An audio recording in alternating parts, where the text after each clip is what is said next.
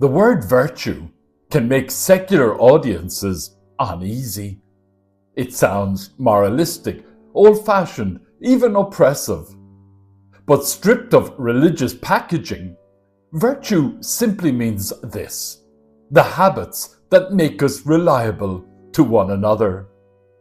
We have all heard public figures speak openly about how they compartmentalize their lives. One box for work, one box for family, one for private behavior.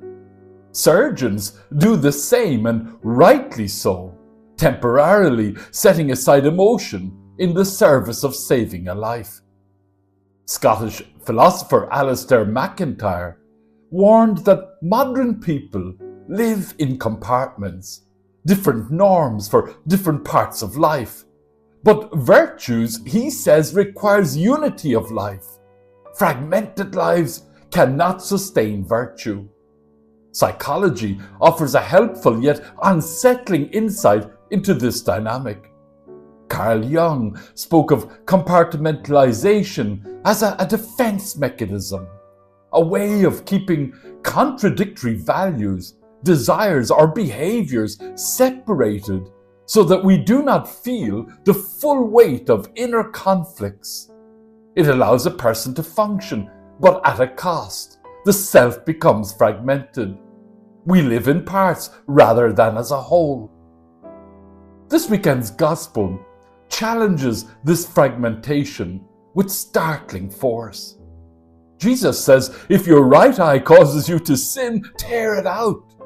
If your right hand causes you to sin, cut it off. These are disturbing words. They are meant to disturb. Jesus is not advocating violence against the body. He is confronting the violence we do to our integrity when we live divided lives.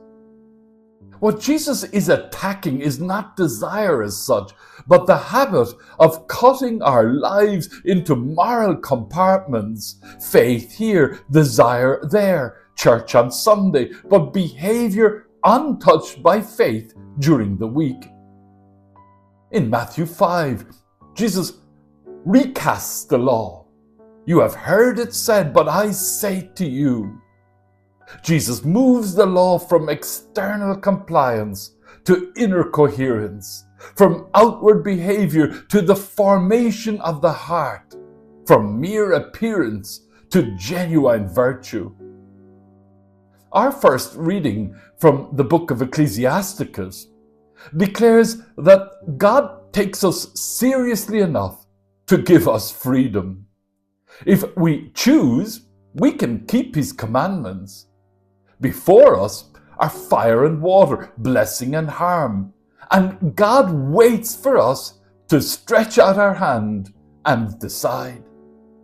The text insists on moral agency, not perfection but responsibility, not fragmentation but choice. God does not force us, God invites us to wholeness. Yet we often prefer compartmentalization because it makes fewer demands on us. But in the Christian tradition, virtue is not about being flawless or pious.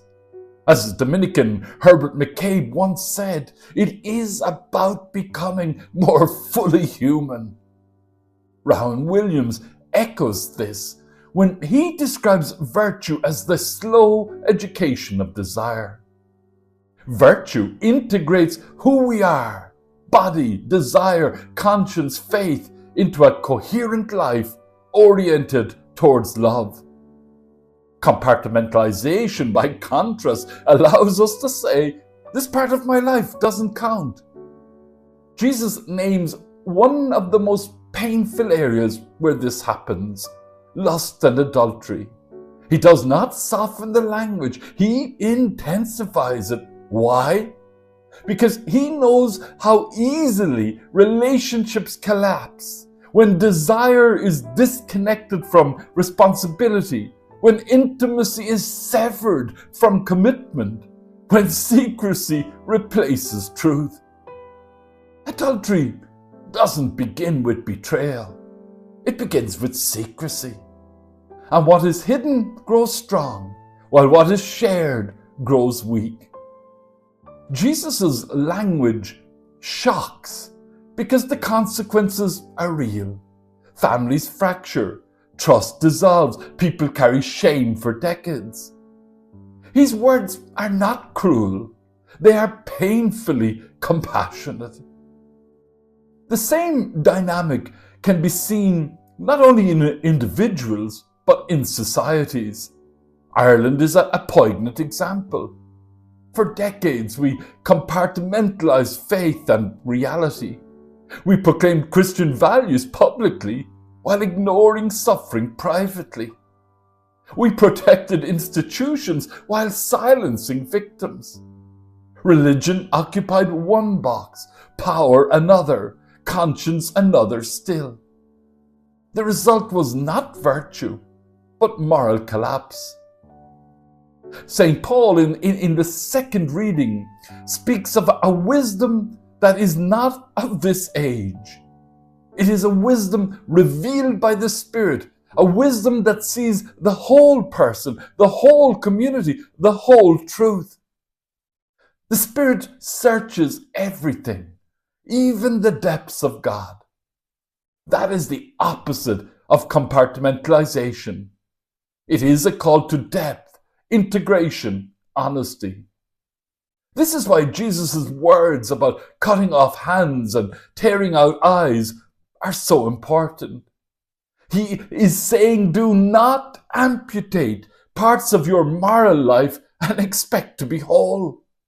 Do not live as if God is interested only in certain compartments of your existence. Virtue, then, is not moral rigidity. It is inner alignment. It is the slow, often painful work of allowing God's wisdom to reach every part of us, including the parts we would rather keep sealed off. And yes, there are moments when compartmentalization is necessary. Surgeons, emergency responders, caregivers know this well. But when compartmentalization becomes a way of avoiding truth, avoiding responsibility, avoiding conversion, it stops serving life. The gospel today asks us a hard but freeing question. Where have I cut my life into pieces to avoid change? What part of me have I declared off limits to God? Jesus does not ask for perfection. He asks for integrity. He asks us to stop pretending that holiness can be partial. Virtue is not about looking good. It is about becoming whole. And that wisdom leads not to fear, but to freedom. Amen.